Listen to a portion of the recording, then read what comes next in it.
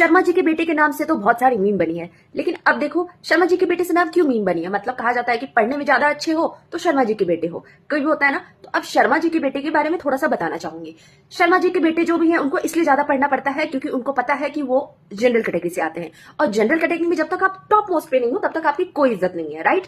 अब देखो चलो कोई बात नहीं, इंडिपेंडेंस के टाइम बोला गया for in the name of social justice की रिजर्वेशन दिया जाएगा, सही बात है, रिजर्वेशन दिया गया, लेकिन रिजर्वेशन का फायदा कौन उठा रहा है?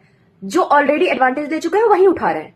और जो कास्ट के बेस नाम पे ऐसा नहीं है कि अपर कास्ट वाले ही लोअर कास्ट वाले की बेइज्जती करते हैं, वो उनके खुद के कास्ट वाले भी करते हैं। जो उनके खुद के कास्ट में जो ऊपर जा चुके हैं ना, वो नीचे वाले को वैल्यू नहीं करेंगे, right, which is the reality. और ये चीज आपको एक्सेप्ट करने की जरूरत होगी। लेकिन हमारे माइंड में क्या है कि मतलब आप जो है ना हमारी कंट्री में जो टॉप मोस्ट पे जो अच्छे हैं, आपने उनको विलन बना दिया है। वेल्दी पीपल आज चोर है, इंटेलिजेंट लोगों को रिजर्वेशन से आप हटा दो, और पढ़े लिखे लोग हैं, चाहे वो प्रोफेशन जो जिस प्रोफेशन में ज्यादा मेहनत हो ज्यादा पढ़ाई हो, वहां के लोगों को भी आप चोरी बोल दो, उनको रिजेक्ट करो। और हमेशा हम कहते हैं ना कि यूएसए इतना आगे बढ़ चुका है, डेवलप्ड कंट्री का एग्जांपल देते हैं, जापान देखो, चाइना देखो। हम नहीं हो सकते, आगे नहीं बढ़ सकते हैं, क्योंकि वो लोग शायद जो डिजर्विंग कैंडिडेट है उनको अपॉर्चुनिटी देती है। पर हमारी कंट्री में क्यों हम रिजर्वेशन को चुनेंगे? भाई फ्री की रेबड़ी मिल रही है तो हम उसको क्यों छोड़ेंगे? 90% लोगों को फायदा है तो चलो ठीक है, विक्टिम कार्ड खेल लेते हैं, राइट। तो ये सब तो छोड़ दो। अभी एक UGC anti discrimination rule I है।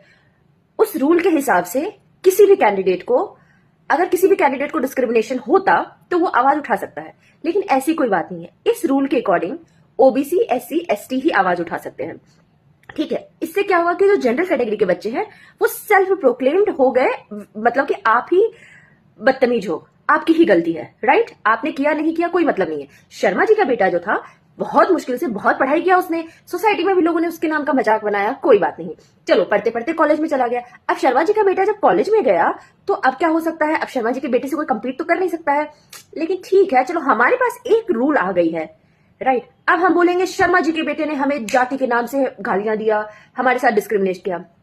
अब क्या होगा? शर्मा जी के बेटे को सस्पेंड किया जाएगा, नहीं तो उनका रिजल्ट होल्ड कर दिया जाएगा, और अगर हमने ज्यादा थोड़ा जोर लगाया तो शर्मा जी के बेटे को यूनिवर्सिटी से निकाल दिया जाएगा। अब शर्मा जी के बेटे ये सोचेंगे चलो दूसरी यूनिवर्सिटी में पढ़ लेते हैं, ना ना ना ना, दूसरी यूनिवर्सिटी में उनको दाखिला ही नहीं मिलेगा, राइट।